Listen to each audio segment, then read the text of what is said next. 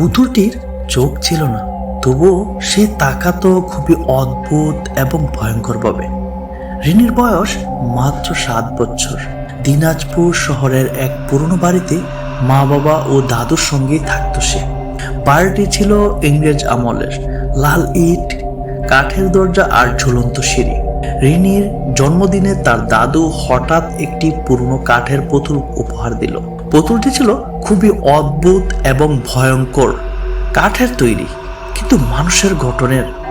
চোখ ছিল না, আর ঠোঁটে ছিল এক ধরনের অদ্ভুত হাসি, যেন কেউ কিছু জানে যা তুমি জানো না। দাদু নিচু গলায় বললেন, এটা তোমার দাদিমার ছিল। বিয়ের আগে একবার ওর মামার বাড়িতে ঘটা এক ঘটনার পর এটা ফিরে এসেছে, আর তারপর থেকেই অনেক কিছু বদলে যায়। রিনির মা একটু বিরক্ত গলায় বললেন, বাবা, এই পুরনো অভিশপ্ত জিনিসগুলো তুমি এখনো কেন রাখো? দাদু শুধু বললেন, এই পুতুলের ইতিহাস জানলে ভয় পাবে। তবে রিনি ভয় পাবে না, কারণ এই পুতুল শুধু ভয় নয়। প্রথম 7 দিন রিনি পুতুলটিকে খুব ভালোবাসতে লাগলো। রিনি এই পুতুলটির নাম দিলেন চুপচাপি। রাতের বেলা তাকে জড়িয়ে ধরে ঘুমতো, স্কুলে যাওয়ার সময় খাটে বসিয়ে রেখে যেত। তবে কিছুদিন পর থেকে ছোট ছোট পরিবর্তন শুরু হলো। পুতুলের অবস্থান প্রতিদিন বদলে যেতে লাগলো।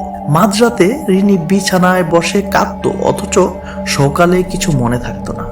আয়নায় পুতুলের প্রতিফলন দেখা যেত না। এক রাতে রিনি বলে উঠল, মা, চুপিচাপি রাতে গল্প বলে, কিন্তু আমি তো শুনি না, আমি তো শুধু কাঁদি। তার মা হতভম্ব হয়ে গেল। আরো ভয়ঙ্কর বিষয় হলো, সেই রাতে বাড়ির পেছনে কাঠের দরজা আপনা আপনি খুলে যায়, অথচ কেউ বাড়ি থেকে বেরই হয়নি। ইতিহাস, কাঠের পুতুলের রহস্য। দাদু পরদিন সকালে বললেন, এই পুতুল তৈরি হয়েছিল 1871 সালে। এক কাঠুরে তার মেয়ের মৃত চেহারা কেটে বানিয়েছিল। সে বলতো তার মেয়ের আত্মা এই পুতুলে ফিরে এসেছে। কিন্তু তারপর দাদু চুপ করে গেলেন। গ্রামের 3টি শিশু হারিয়ে যায়, আর প্রতিবারই সেই পুতুল দেখা যায় তাদের পাশে। শেষে পুতুলটি পুঁতে রাখা হয় এক পুরনো কুয়োর নিচে, যেখানে এক মেয়ে নিজেকে ঝুলিয়ে দিয়েছিল। এখন রিনির ঘরে প্রতি রাতে শোনা যায় কাঠের মেঝেতে পায়ের শব্দ, টুক টুক টুক। ঘুমন্ত রিনির পাশ থেকে মাঝে মাঝে শোনা যায় ফিসফিস কণ্ঠ, আমার খেলার সাথী হও, না হলে আমি একা হয়ে যাব। এক রাতে রিনির মা ঘুম থেকে উঠে দেখে রিনি নেই, শুধু খাটে বসে আছে পুতুলটি। চোখের গর্ত দুটো যেন রক্তে লাল হয়ে আছে, আর তার ঠোঁটের হাসিও বড় আরো ভয়ঙ্কর হয়ে উঠেছে।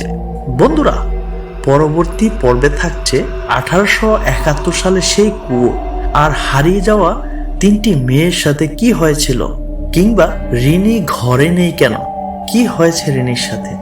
আপনার সাহস কতটা, কমেন্টে লিখুন। চুপচাপি জেগে আছে যদি আপনি এখনো ঘুমান। এই গল্পটা শেয়ার করুন যদি আপনি বিশ্বাস করেন পুতুল কেবল খেলনা নয়। নিয়মিত ভয়ের গল্প পেতে চ্যানেলটি সাবস্ক্রাইব করে পাশে থাকুন।